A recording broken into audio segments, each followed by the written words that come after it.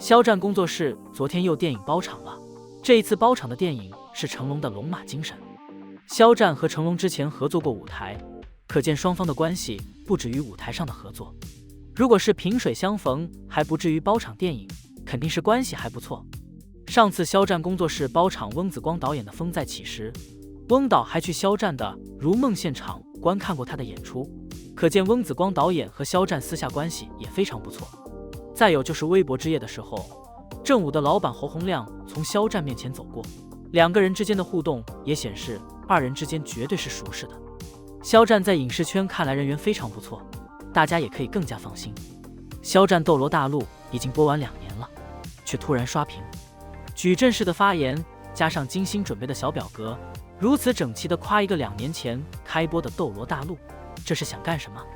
要知道，即便肖战在米兰时装周上那么出圈，那么争气，他们依然可以视而不见，听而不闻的。事有反常必有妖。果然，看营销号所带的词条就知道，那些所谓的夸肖战都是带有目的的。看见肖战的剧被夸是一件很高兴的事儿，毕竟唐三那么的帅，想抢先占沙发没问题，但发帖者的属性也是需要看清楚的呀。斗罗大陆早就播完了，别家剧正在播，只要关注到了，都是给别家送热度，有夸就有黑，不管内容如何变化，唯一不变的是相同的剧名，相同的词条。如此大量的带斗罗大陆发相似的消息，可以得出结论，这就是剧方的营销手段。所以建议大家不要参与相关的发言。这种情况下，不管发生什么，时间长了，被记住的只有别家剧的热度数据。如果说这种拿2年前开播的剧是光明正大的蹭，那么接下来这个便是光明正大的黑。热切的期待肖战作品开播，很好，但是催剧播用开机的时间催，你确认你不是故意的？不了解情况的路人只会看到2年还不播，只会对剧的印象变差。事实上，肖战玉骨遥杀青才1年多，后期特效、配音林林总总的程序下来，1年多算长吗？只不过网友期待玉骨遥的程度高，所以显得更加迫切。怎么到了营销号嘴里，话就变了，莫名的带着奇奇怪怪的味道。截止目前，玉骨遥这部剧预约人数达457万。从媒体统计来看，在一众 IP 改编的古偶剧中，玉骨遥的观众体量最大，是唯一达到400万加的剧。可以不夸张地说，有任何的一点风吹草动，玉骨遥都能上热搜的那种高人气，是人气和关注度最猛的作品。从去年暑期档预热开播，再到现在的档期未定，月月都被溜，但人气依然不减。这血厚的程度，当之无愧的断层第一。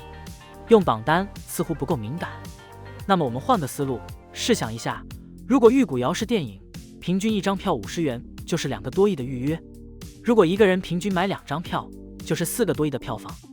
这种举例够形象吗？够具体不？对于一个艺人来说，黑红不可怕，可怕的是全网无消息。恰如一部待播电视剧，各种网传假消息不可怕，可怕的是连假消息传都不传，那才是真的播出遥遥无期。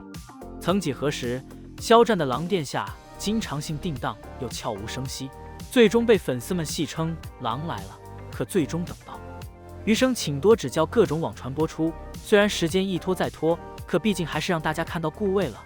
而每个月都谣传的玉骨遥，那是多少人心心念念的。虽然目前依旧没有定档信息，可只要在营销号们口中，大家就知道鹅厂还是想要播出的。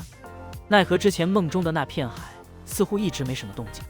一开始大家期待玉骨遥不提梦中的那片海，是知道玉骨遥已经完成了后期，而梦中的那片海依旧在做后期工作。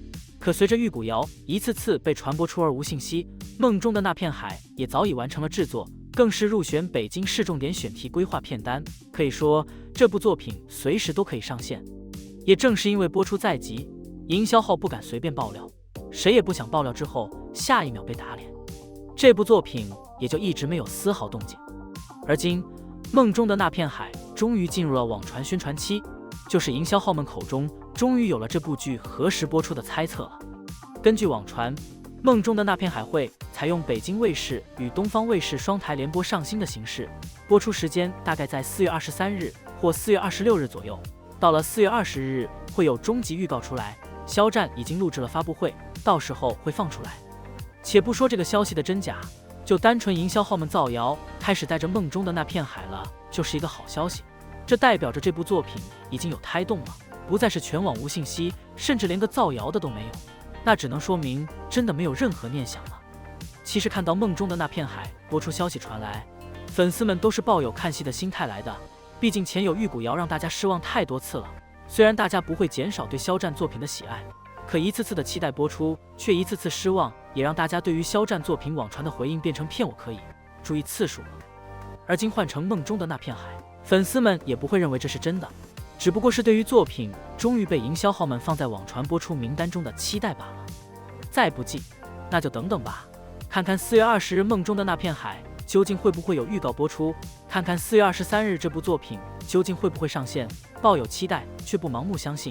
等到哪一天肖战的某一部作品真的播出一集了，那时候才是瓜熟蒂落的时候，其他时间就看看，纯粹当作笑料吧。当肖战走进娱乐圈的那一刻，他就注定不会属于他自己了。巨大名利场里的灯红酒绿，热闹喧嚣，真的会着实太多的清醒和初心，纯真和善良。唾手可得的巨大诱惑，山呼海啸的鲜花和掌声，真的会让一个人迷失了自己。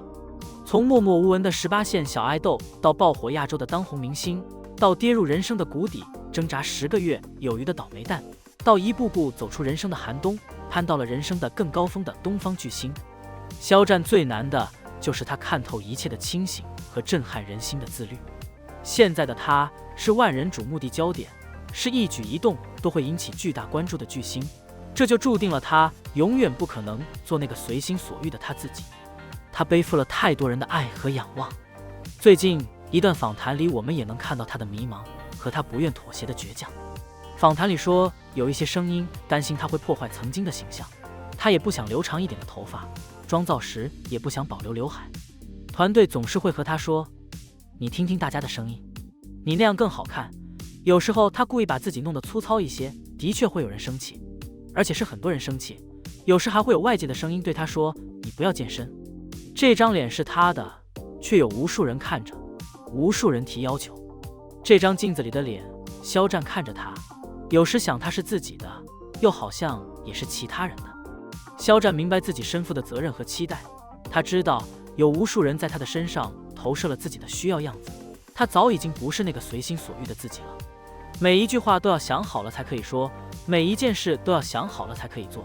他不仅是自己的肖战，他更是大众的肖战。可是他就是在这巨大的撕扯里，寻求作为肖战自己的一点坚持和倔强。很喜欢这样坚持倔强的肖战，哪怕千人万人说你不可以做自己，他也坚持的在做着他想要的自己。不知道午夜梦回，肖战有没有和曾经那个肆意潇洒的自己相遇？有没有后悔走进这带给他万丈荣光，也带给他实心之痛的娱乐圈？